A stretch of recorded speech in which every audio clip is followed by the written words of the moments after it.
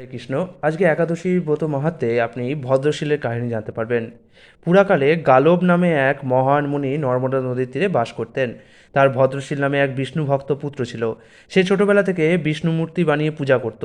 বালক হয়েও লোককে বিষ্ণু পূজার উপদেশ ও একাদশী পালন করতে নির্দেশ দিত, নিজেও পালন করত। পিতা একদিন জিজ্ঞাসা করলেন, আচ্ছা ভদ্রশীল, তুমি অতি ভাগ্যবান, তুমি বলো তো, রোজ শ্রীহরির পূজা করা, একাদশী তিথি পালন করা, এরূপ ভক্তি কীভাবে তোমার উদয় হলো?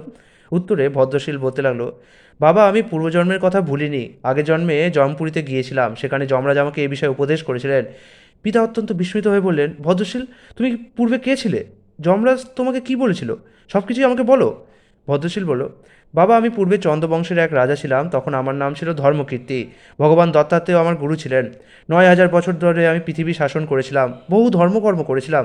পরে যখন আমার অনেক ধন সম্পদ হলো, তখন আমি পাগলের মতো অধর্ম করতে লাগলাম।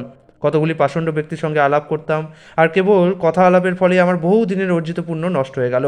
আমিও পাষণ্ডী হয়ে গেলাম। তাদের কুযুক্তি নিয়ে যাগযজ্ঞ আদি পূর্ণ কর্ম বাদ দিলাম, ফলে আমার সব প্রজারাও অধর্ম করতে লাগলো।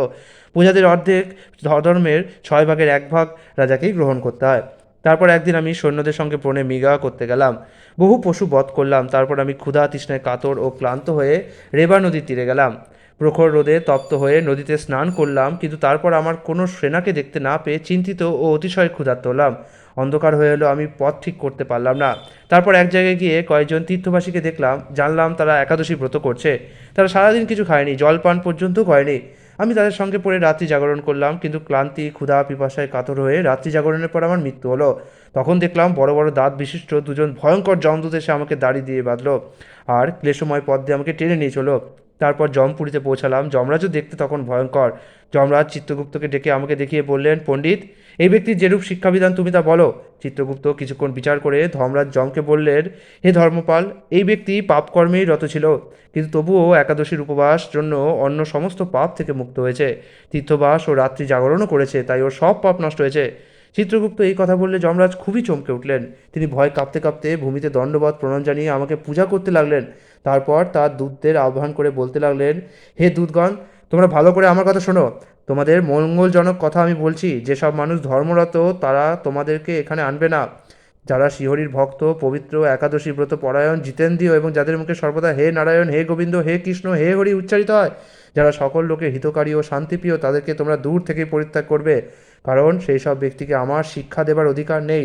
যারা সর্বদা হরিনামে আসক্ত, সর্বদা হরিকথা শ্রবণে আগ্রহী, যারা পাষণ্ডদের সঙ্গ করে না, ভক্তদের শ্রদ্ধা করে, সাধু সেবা, অতিথি পরায়ণ, তাদেরকে তোমরা পরিত্যাগ করবে। হে দূতগণ, তোমরা শুধু তাদেরকেই আমার কাছে ধরে আনবে যারা উগ্র স্বভাব, ভক্তদের অনিষ্ট করে, লোকদের সঙ্গে কলহ বাধায়, একাদশী ব্রত পালনে একান্ত পরাম্মুখ, পরনিন্দুক, ব্রাহ্মণের ধনে লোভ, পরতন্ত্র, হরিভক্তি বিমুখ, যারা ভগবত বিগ্রহ দেখে শ্রদ্ধাবনত হয় না, মন্দির দর্শনে যাদের আগ্রহ নেই, অন্যের অপবাদ করে বেড়ায়, তাদের সবাইকে বেঁধে এখানে নিয়ে আসবে। যমরাজের মুখে এসব কথা শুনে আমি আমার পাপকর্মের জন্য অত্যন্ত অনুশোচনা করতে থাকি। তারপর আমি সূর্যের মতো উজ্জ্বল দেহ লাভ করলাম। একটি দিব্য বিমানে চড়িয়ে আমাকে যমরাজ দিব্যলোকে পাঠিয়ে দিলেন। কোটি কোটি কল্প সেখানে অবস্থান করার পর ইন্দ্রলোক স্বর্গে নেমে আসি।